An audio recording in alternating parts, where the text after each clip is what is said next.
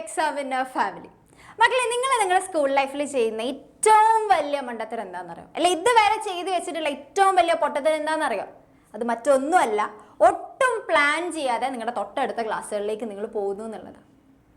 മക്കളെ നിങ്ങൾ എപ്പോഴും നിങ്ങൾ ആലോചിക്കേണ്ട ഒരു കാര്യം എന്ന് പറയുന്നത്, നിങ്ങൾ ഒരു ക്ലാസ് നിങ്ങൾ മുകളിലോട്ട് മാറുമ്പോൾ നിങ്ങൾ ഒരു ലെവൽ അപ്ഗ്രേഡ് ചെയ്യപ്പെടുക ചെയ്യുന്നത്. അത് നിങ്ങളുടെ ഏജ് വൈസ് ആണെങ്കിലും നിങ്ങളുടെ സിലബസ് വൈസ് ആണെങ്കിലും. അതുകൊണ്ട് നിങ്ങൾ കഴിഞ്ഞ അതിൻ്റെ തൊട്ട് താഴത്തെ ക്ലാസ്സുകളിൽ എങ്ങനെയാണോ നിങ്ങൾ പ്രിപ്പയർ ചെയ്തതും പെർഫോം ചെയ്തതും അതേ പാറ്റേൺ അല്ല നിങ്ങളുടെ തൊട്ട് മുകളിലെ അല്ലെ ക്ലാസ്സുകളിൽ നിങ്ങൾ ചെയ്യേണ്ടത്. നിങ്ങളുടെ സിലബസിൽ വരുന്ന മാറ്റങ്ങൾ പോലെ തന്നെ ഇമ്പോർട്ടൻ്റ് ആണ് നിങ്ങൾ നിങ്ങളുടെ പ്രിപ്പറേഷൻസിൽ വരുത്തേണ്ട മാറ്റങ്ങൾ എന്നും കൂടെ പറയുന്നത്. മാറ്റങ്ങൾ എന്ന് പറയുന്നതുകൊണ്ട് മിസ് എന്താ ഉദ്ദേശിക്കണേ? മിസ്സിൻ്റെ ഒരു അഭിപ്രായത്തിൽ ഞാൻ ഈ പറയാൻ പോകുന്ന 3 കാര്യങ്ങൾ, അത് ബേസിക് ആയിട്ട് എല്ലാ കുട്ടികളും അവരുടെ സ്കൂൾ ലൈഫിൽ ഈ ഒരു പറയാൻ പോകുന്ന മാറ്റങ്ങൾ കൊണ്ടുവരണം എന്നാണ് മിസ്സിൻ്റെ ഒരു അഭിപ്രായം.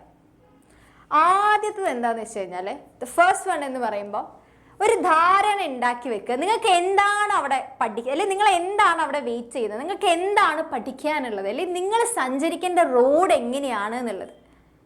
ഓക്കെ, ഇപ്പോൾ നമ്മൾ ഹയർ സെക്കൻഡറീൻ്റെ ഒരു കേസ് എടുത്ത് പറയുകയാണെങ്കിൽ മിസ്സിന് അല്ലെ 100% ഉറപ്പോടുകൂടി പറയാൻ വേണ്ടി പറ്റും, നിങ്ങളെ കാത്തിരിക്കുന്നത് നല്ല കിഡിലൻ ഓഫ് റോഡ് ജേർണി തന്നെയാണ്. അത്ര സുഖകരമായ ഒരു യാത്രയായിരിക്കില്ല അത്. കാരണം നമ്മുടെ കഴിഞ്ഞ എക്സാംസും അതുപോലെ തന്നെ ക്വസ്റ്റ്യൻ പേപ്പേഴ്സൊക്കെ കണ്ടാൽ മനസ്സിലാവും, അഡ്വാൻസ് ലെവലിലാണ് ക്വസ്റ്റ്യൻസ് ഒക്കെ വന്നിട്ടുള്ളത്.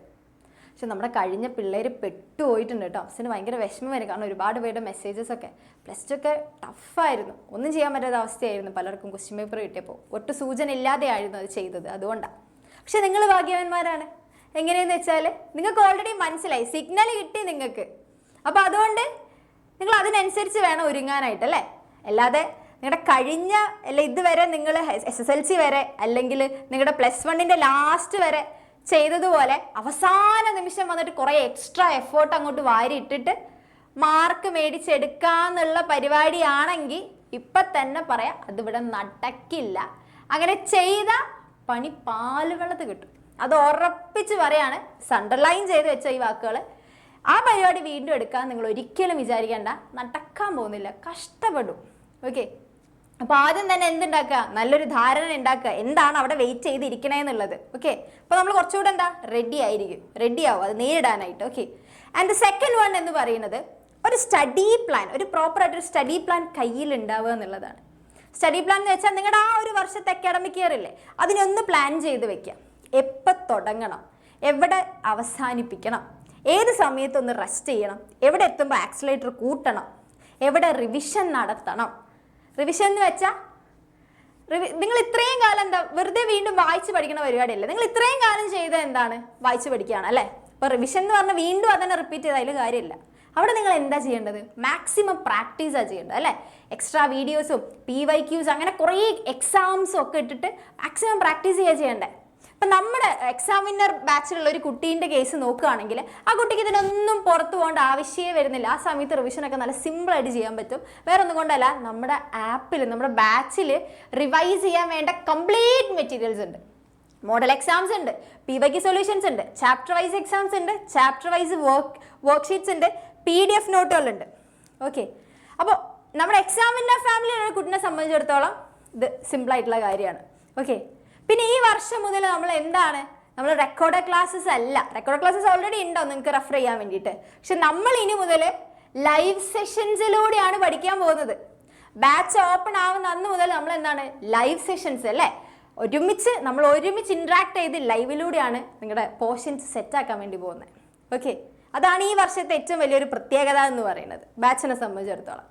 ഓക്കെ, പിന്നെ ഞാൻ ഈ മിസ് പറഞ്ഞ പോലെ ഒരു സ്റ്റഡി പ്ലാൻ ഉണ്ടാക്കുക എന്ന് പറയുന്നത് എല്ലാവരും കൊണ്ട് നടക്കുന്ന കാര്യമാണോ എന്ന് ചോദിച്ചാൽ നടക്കുന്ന പരിപാടിയാണ്. ഒരു ടൈമൊക്കെ സെറ്റ് ചെയ്ത് വെച്ചെന്ന് ഒരു പ്ലാൻ ഉണ്ടാക്കാൻ എല്ലാവർക്കും പറ്റും. പക്ഷെ ഇഫക്റ്റീവായിട്ട് അത് ഫോളോ ചെയ്യുക എന്ന് പറയുന്നത് എല്ലാവർക്കും, അല്ലെങ്കിൽ കൺസിസ്റ്റൻ്റ് ആയിട്ട് അത് ഫോളോ ചെയ്യുക എന്ന് പറയുന്നത് എല്ലാവർക്കും നടക്കുന്ന പരിപാടി ആവില്ല. അപ്പം നിങ്ങൾക്കറിയാലോ, ഈ വീഡിയോ കേട്ടുകൊണ്ടിരിക്കുന്ന എൻ്റെ കുഞ്ഞുങ്ങൾക്കറിയാലോ നിങ്ങൾ ഏത് കാറ്റഗറിയിൽ പെടും. ഫോളോ ചെയ്യാൻ പറ്റുന്നവരാണോ, അല്ലെങ്കിൽ എവിടെയെങ്കിലും വെച്ച് ഡിസ്ട്രാക്റ്റ് ആയി പോകുന്നവരാണോ. തുടക്കം ഭയങ്കര ആവേശത്തിൽ പ്ലാനൊക്കെ ഉണ്ടാക്കി സെറ്റാക്കി വെച്ച് പഠിക്കും, പക്ഷെ പകുതിക്ക് വെച്ചുമ്പോൾ ഡിസ്ട്രാക്റ്റഡ് ആയിപ്പോവും അല്ലേ. പറ്റുന്നില്ല മിസ്സേ, എങ്ങനെയോ തുടങ്ങിയതായിരുന്നു, പക്ഷേ കംപ്ലീറ്റ് ഡിസ്ട്രാക്ഷൻ, ഒന്നും ചെയ്യാൻ പറ്റുന്നില്ല എന്ന് പറഞ്ഞാൽ എത്രയോ മെസ്സേജസ് വന്നിട്ടുണ്ട്. വിഷമിക്കണ്ട, സങ്കടപ്പെടണ്ട, നിങ്ങൾക്കുള്ള സൊല്യൂഷൻ ഉണ്ട്. അപ്പം അങ്ങനെയുള്ള കാറ്റഗറിയിലുള്ള കുഞ്ഞുങ്ങളാണ് നിങ്ങൾ എന്നുണ്ടെങ്കിൽ തീർച്ചയായിട്ടും നിങ്ങൾ എന്ത് ചെയ്യുക, നിങ്ങൾക്കൊരു ബാക്ക് സപ്പോർട്ട് എന്ന നിലയ്ക്ക് നിങ്ങൾ ഈ ബാച്ച് പർച്ചേസ് ചെയ്ത് വെക്കുക അല്ലേ. നിങ്ങൾ ബാച്ച് നിങ്ങൾ എന്ത് ചെയ്യുക, അല്ലെങ്കിൽ നിങ്ങൾക്ക് ഇതിന് നിങ്ങളുടെ സ്കൂളിലെ ക്ലാസ്സസ് അല്ലാതെ എക്സ്ട്രാ നിങ്ങൾക്ക് വായിക്കാനോ അല്ലെങ്കിൽ അറിയാനോ പഠിക്കാനോ ആയിട്ട് എന്തെങ്കിലും ഒരു ബാക്ക് സപ്പോർട്ട് നിങ്ങൾ ഇപ്പോൾ ബാച്ചസ് ഒക്കെയാണ്, ഓൺലൈൻ ക്ലാസ് ഒക്കെ ആണെങ്കിൽ കുറച്ചുകൂടെ നല്ലതായിരിക്കും. കാരണം നിങ്ങൾ സ്കൂളിൽ പോയി വന്ന് പിന്നെ നിങ്ങൾ ഓഫ്ലൈൻ ആയിട്ട് പോകുന്നതിൽ നല്ല നിങ്ങൾക്ക് വീട്ടിലിരുന്ന് നിങ്ങളുടെ കൺവീനിയൻസ് അനുസരിച്ച് നിങ്ങൾക്ക് അത് പഠിക്കാൻ വേണ്ടി പറ്റും എന്നുള്ളതാണ്. ഓക്കെ, അപ്പോൾ അങ്ങനെ എന്തെങ്കിലും ബാച്ചസ് പർച്ചേസ് ചെയ്ത് വെക്കുന്നത് എന്താണ് ഏറ്റവും നല്ല കാര്യമല്ലേ. അപ്പോൾ ഏറ്റവും വലിയൊരു ടാസ്ക് എന്ന് പറയുന്നത് എന്താണ്, ഒരു നല്ല സ്റ്റഡി പ്ലാൻ ഉണ്ടാക്കുക എന്ന് പറഞ്ഞാൽ വെറുതെ ഒരു സ്റ്റഡി പ്ലാൻ അല്ല, കുറേ സമയവും ഡേറ്റും എഴുതി വെച്ചൊരു സ്റ്റഡി പ്ലാൻ അല്ല, പകരം പ്രോപ്പർ അറേഞ്ച്മെൻറ്റ്സോട് കൂടിയിട്ട് നിങ്ങളുടെ സിലബസിനെ എന്താ പറയുക അരിച്ച് പെറുക്കി ഉണ്ടാക്കുന്ന സ്റ്റഡി പ്ലാൻ ഉണ്ടാക്കുക എന്ന് പറയുന്നത് എല്ലാവരെ സംബന്ധിച്ചിടത്തോളം ഒരു ഹെർക്കുലിയൻ ടാസ്ക് ആണ്. പക്ഷെ അതെന്ത് ചെയ്യും, നിങ്ങളൊരു ബാച്ച് പർച്ചേസ് ചെയ്ത് വെക്കുകയാണെങ്കിൽ ആ ബാച്ചിലുണ്ടാവും.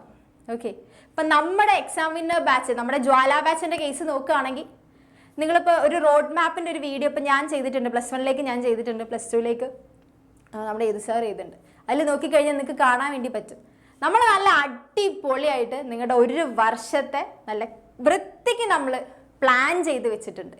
നിങ്ങൾക്ക് റിവൈസ് ചെയ്യാനുള്ള സമയമുണ്ട്, നിങ്ങൾക്ക് പഠിക്കാനുള്ള സമയമുണ്ട്, നിങ്ങൾക്ക് റെസ്റ്റ് ചെയ്യാനുള്ള സമയം എല്ലാ പ്ലാനിലുണ്ട്. അപ്പോൾ അതോടെ നിങ്ങൾക്ക് ഒരിക്കലും ഹെക്റ്റിക് ആയിട്ടുള്ള ഒരു പ്ലാനേ അല്ല, ഒരു പ്രോപ്പർ ഒരു ടൈം ടേബിൾ നമ്മളവിടെ സെറ്റാക്കി വെച്ചിട്ടുണ്ട്. ഓക്കെ, അപ്പോൾ അത് ഫോളോ ചെയ്ത് പോയാൽ മതി. ഓക്കെ, അങ്ങനെയാകുമ്പോൾ നിങ്ങൾക്ക് വലിയ ബുദ്ധിമുട്ടുണ്ടാവില്ല. ഇനിയിപ്പോൾ എനിക്ക് കൺസിസ്റ്റൻ്റ് ആയിട്ട് പഠിക്കാനൊക്കെ പറ്റും, എനിക്ക് അങ്ങനത്തെ പ്രശ്നമല്ല, ഞാൻ അത്ര ഡിസ്ട്രാക്റ്റഡ് ആയി പോകുന്ന പിള്ളേരല്ല, അല്ലെങ്കിൽ കൊച്ചല്ല ഞാനെന്നാണെങ്കിൽ പോലും എന്താ എടാ, നിങ്ങൾ ഇങ്ങനെ കൺസിസ്റ്റൻ്റ് ആയിട്ട് പഠിച്ച് പക്ഷെ നിങ്ങൾക്ക് റിവൈസ് ചെയ്യുന്ന സമയത്ത് നിങ്ങൾ നേരിടാൻ പോകുന്ന ഏറ്റവും വലിയൊരു പ്രശ്നം എന്ന് പറയുന്നത് നിങ്ങൾക്ക് PYQs അല്ലെങ്കിൽ എക്സാം, നിങ്ങൾക്ക് സെൽഫായിട്ട് എക്സാം ഇടാന്നൊക്കെ പറഞ്ഞാൽ കുറച്ച് ടാസ്ക് ഉള്ള പരിപാടിയാണ്. ഷംസ് ഇപ്പോൾ പറഞ്ഞ പോലെ എന്താ, നമുക്കിവിടെ ചാപ്റ്റർ വൈസ് എക്സാംസും അതുപോലെ വർക്ക്ഷീറ്റും മോഡൽ എക്സാംസ് ഒക്കെ നമുക്കൊരു ബാച്ചൊക്കെ ഉണ്ടെങ്കിൽ എന്താ നിങ്ങളുടെ പഠിപ്പിന് അത് ഏറ്റവും കൂടുതൽ ബെനിഫിറ്റ് ചെയ്യല്ല, നിങ്ങൾക്ക് ബെനിഫിറ്റ്സ് കിട്ടേ ചെയ്യുള്ളൂ. ഓക്കെ, ഒരു മോശം അവിടെ വരുന്നില്ല. അപ്പോൾ എല്ലാവരും ഇതുപോലെയുള്ള എന്തെങ്കിലും ബാക്ക് സപ്പോർട്ട് എടുത്ത് വെക്കണം എന്നാണ് മിസ്സിൻ്റെ അഭിപ്രായം. കാരണം നിങ്ങൾ പഠിച്ചു കഴിഞ്ഞാൽ നിങ്ങൾക്ക് നല്ല രീതിയിൽ റിവിഷൻ, അതാ നമ്മുടെ മൂന്നാമത്തെ പോയിന്റിനായിട്ട് കണക്ട് ചെയ്യുന്ന കാര്യമാണത്. ഓക്കെ, എടാ നമ്മുടെ മൂന്നാമത്തെ പോയിന്റ് എന്ന് പറയുന്നത് മറ്റൊന്നുമല്ല, നമുക്ക് വേണമെങ്കിൽ ഇങ്ങനെ പറയാം, അല്ലെങ്കിൽ എത്രയും ഇമ്പോർട്ടൻ്റ് ആയിട്ടുള്ളൊരു പോയിൻ്റാണെന്ന് വേണമെങ്കിൽ പറയാം. നിങ്ങളുടെ ഫൈനൽ പ്രിപ്പറേഷനാണ് മിസ്സിന് പറയാനുള്ള മൂന്നാമത്തെ മാറ്റം എന്ന് പറയുന്നത്. എടാ നിങ്ങൾ ലൈഫിൽ നിങ്ങൾ ഒരു കാര്യം ചെയ്യാൻ വേണ്ടിയിട്ട്, ഇതിപ്പോൾ സ്കൂൾ ലൈഫ് പോട്ടെ, നിങ്ങളുടെ കംപ്ലീറ്റ് ലൈഫിൽ നിങ്ങൾക്ക് എടുക്കാൻ പറ്റിയ വാക്കുകളാണ് മിസ് പറയാൻ വേണ്ടി പോകുന്നത്. നിങ്ങൾ ഒരു കാര്യത്തിന് വേണ്ടി വെക്കുന്ന നിങ്ങളുടെ ആദ്യത്തെ സ്റ്റെപ്പ് പോലെ തന്നെ അല്ലെങ്കിൽ അതിനേക്കാളും കുറച്ചുകൂടെ ഇമ്പോർട്ടൻ്റ് ആണ് നിങ്ങൾ അതിൻ്റെ അവസാനം വെക്കുന്ന സ്റ്റെപ്പ് എന്ന്, നിങ്ങളുടെ ഫൈനൽ സ്റ്റെപ്സ് എന്ന് പറയുന്നത് അത്രയും ഇമ്പോർട്ടൻ്റ് ആണ്. അവിടെ നിങ്ങൾക്ക് പിഴച്ച അല്ലെ തെറ്റിപ്പോയാൽ നിങ്ങൾ അത്രയും കാലം കഷ്ടപ്പെട്ടുണ്ടാക്കിയ ഗ്രാഫ് കുത്തനെ നെഗറ്റീവിലേക്ക് പോകും. അട്ടർ ഫെയിലിയർ ആയിരിക്കും നിങ്ങൾക്ക് ആ കാര്യത്തിൽ, അല്ലെങ്കിൽ നിങ്ങൾക്ക് ഒരു ഫൈനൽ റിസൾട്ടായിട്ട് കിട്ടാൻ പോകുന്നത് അട്ടർ ഫെയിലിയർ ആയിരിക്കും. പക്ഷെ മറിച്ച് നിങ്ങൾ അത്രയും അടിപൊളിയായിട്ടാണ്, നിങ്ങൾ ഗംഭീരമായിട്ടാണ് അത് അവസാനിപ്പിക്കുന്നത്, ഒരു കാര്യത്തെ നിങ്ങൾ എൻഡ് ചെയ്യുന്നതെന്നുണ്ടെങ്കിൽ the final result will be yours. അത് നിങ്ങൾക്ക് വേണ്ടിയിട്ടുള്ള നിങ്ങളുടെ വിജയമായിരിക്കും. ഓക്കെ, അത് എപ്പോഴും നിങ്ങൾ എന്ത് ചെയ്യുക, മനസ്സിൽ വെക്കുക. അപ്പോൾ ഫൈനൽ സ്റ്റെപ്സ് അല്ലെ അവസാന നിമിഷങ്ങൾ, നിങ്ങളെ സംബന്ധിച്ച് നിങ്ങളുടെ പ്രിപ്പറേഷൻസിൻ്റെ അവസാന നിമിഷങ്ങൾ എന്ത് ചെയ്യണം, മാക്സിമം ബ്യൂട്ടിഫുൾ ആയിട്ട് അല്ലെങ്കിൽ ഏറ്റവും എഫക്റ്റീവ് ആയിട്ടുള്ള രീതിയിലാണ്. എങ്ങനെ ഏറ്റവും എഫക്റ്റീവായിട്ട് നിങ്ങൾക്ക് അതിനെ മാറ്റാൻ പറ്റുക, നിങ്ങളൊന്ന് ആലോചിച്ച് നോക്കൂ. നിങ്ങൾ നമ്മുടെ ബാച്ചിൽ ജോയിൻ ചെയ്ത് ബാച്ച് സ്റ്റാർട്ട് ചെയ്ത ആ ഒരു സമയം മുതൽ നിങ്ങൾ എന്ത് ചെയ്യുന്നുണ്ട്, ആ ഒരു ഫ്ലോ അനുസരിച്ച് നിങ്ങൾ പഠിച്ചുകൊണ്ടിരിക്കുകയാണ്. ഇപ്പം ഞാൻ നേരത്തെ പറഞ്ഞ നമ്മുടെ റോഡ് മാപ്പ് വീഡിയോ ഒക്കെ ജസ്റ്റ് കയറി നോക്കിയാൽ നിങ്ങൾക്ക് കാണാൻ വേണ്ടി പറ്റും. അപ്പോൾ ജസ്റ്റ് ഒന്ന് മിസ് കാണിച്ചു തരാം. നമ്മുടെ റോഡ് മാപ്പിൻ്റെ വീഡിയോ എന്ന് പറയുന്നത് ഇതാണ് അല്ലേ. ഇവിടെ നമ്മൾ എന്ത് ചെയ്യുന്നുണ്ട്, നമ്മൾ ഫെബ്രുവരി അല്ലെ ജാനുവരി അല്ലെ ഡിസംബർ ആകുമ്പോഴേക്കും നമ്മൾ നമ്മുടെ പോർഷൻസ് കംപ്ലീറ്റ് ചെയ്യുന്നുണ്ട് അല്ലേ. അപ്പോൾ ഈ ഒരു ലെവലിൽ നിങ്ങൾ പഠിച്ചുകൊണ്ടിരിക്കുകയാണ്. അപ്പോൾ അതിനർത്ഥം എന്താണ്, you will have done almost 80% of your preparations by next January എന്ന് വേണമെങ്കിൽ പറയാം അല്ലേ. അപ്പോൾ നിങ്ങൾ അത്രയും ചെയ്ത് വെക്കുന്നുണ്ട്. ബാക്കിയുള്ള 20% ആണ് അല്ലേ. നിങ്ങൾ ഓൾമോസ്റ്റ് 80% കവർ ചെയ്ത് വരും നിങ്ങൾ ജാനുവരി, ബൈ നെക്സ്റ്റ് ജാനുവരി ആകുമ്പോഴേക്കും. ബാക്കി 20%ലേക്ക് വേണ്ട കാര്യങ്ങൾ നമ്മൾ നിങ്ങൾക്ക് തരുന്നുണ്ട് അല്ലേ. നമ്മുടെ മാരത്തൺസ് ഉണ്ടാവും, പിന്നെ ഈ വർഷങ്ങളിൽ നമ്മൾ ഷോർട്ട് നോട്ട് ലൈവ്സ് പോയിട്ടുണ്ട് അല്ലേ. അപ്പോൾ ഏറ്റവും കൂടുതൽ എഫക്റ്റീവ് ആയിട്ടുള്ള കാര്യമാണ് നിങ്ങളുടെ കംപ്ലീറ്റ് സിലബസിനെ ഏറ്റവും കുഞ്ഞ് നോട്ട്സ് ആക്കി കിട്ടുക എന്ന് പറയുന്നത്. അപ്പോൾ അതിന് വേണ്ടി സെപ്പറേറ്റ് ഒരു ലൈവ് സെഷൻ തന്നെ വെക്കുന്നുണ്ട്.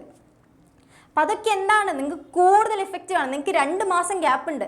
ആ 2 മാസം നിങ്ങൾക്ക് നല്ല അടിച്ച് മിന്നിച്ച് നിങ്ങൾക്ക് എന്ത് ചെയ്യാൻ വേണ്ടി പറ്റും, പഠിക്കുക, അല്ല അടിപൊളിയായിട്ട് പഠിക്കാൻ വേണ്ടി പറ്റും. അപ്പം ഇത്രയും കാര്യങ്ങൾ നിങ്ങൾക്ക് അവസാന നിമിഷം കിട്ടുമ്പോൾ നിങ്ങൾക്ക് നിങ്ങളുടെ എക്സാം അടിപൊളിയായിട്ട് അല്ല അടിച്ച് മിന്നിച്ച് എഴുതിച്ചൂടാ. നിങ്ങൾക്ക് എഴുതാൻ പറ്റും. ഒരു ഉറപ്പിച്ച് പറയാണ്, നിങ്ങൾക്ക് എന്തായാലും എഴുതാൻ പറ്റും. അടിപൊളിയായിട്ട് സൂപ്പറായിട്ട് എഴുതാൻ പറ്റും. അപ്പം നിങ്ങൾക്ക് ഫുൾ A+ അല്ല, ഫുൾ മാർക്കാണ് നിങ്ങൾക്ക് കിട്ടാൻ വേണ്ടി പോകുന്നത്.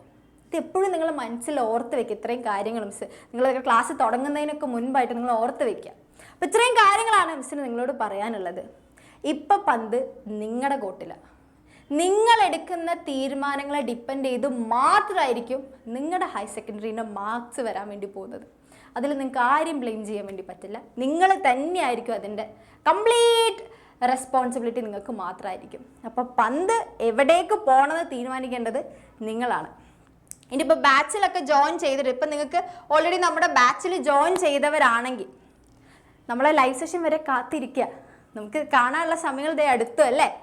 ഇനിയിപ്പോൾ ബാച്ചിൽ ജോയിൻ ചെയ്യാൻ താല്പര്യമുള്ളവരാണെങ്കിൽ എന്ത് ചെയ്യുക, ഒന്നെങ്കിൽ നമ്മുടെ ഈ താഴെ തരുന്ന നമ്പറിൽ കോൺടാക്ട് ചെയ്യുക, അല്ലെങ്കിൽ ഇതേ ഇവിടെ നിങ്ങൾക്ക് ഇത് നമ്പർ തന്നിട്ടുണ്ട്.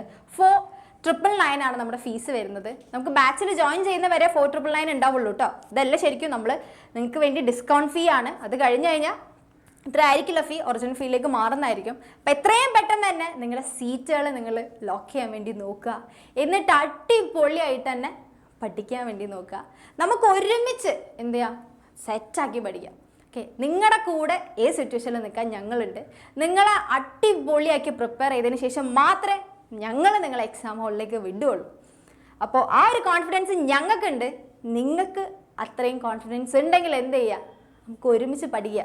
ഓക്കെ, സെറ്റല്ലേ? അപ്പോൾ ഓർത്ത് വയ്ക്കുക. ഇത്രയൊക്കെയാണ് മിസ്സിന് നിങ്ങളോട് പറയാനുള്ളത്. ബൈ.